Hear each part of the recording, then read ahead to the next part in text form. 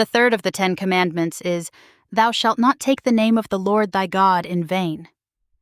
Obedience to this commandment is usually in the context of not blaspheming, or, in other words, not speaking the name of God as a curse. However, in the sacramental prayers, we witness unto God that we are willing to take upon us God's name. In the context of our baptismal covenants and the sacrament, taking the Lord's name in vain has less to do with how we talk and more to do with how we live our life.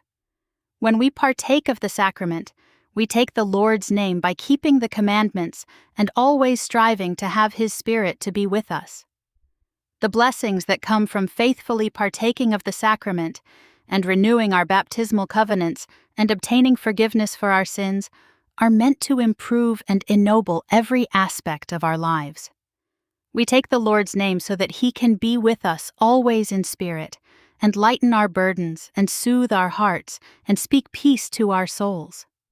If we aren't getting that constant divine assistance, either through lack of faith or lack of faithfulness to keeping the commandments, then we are taking the Lord's name in vain.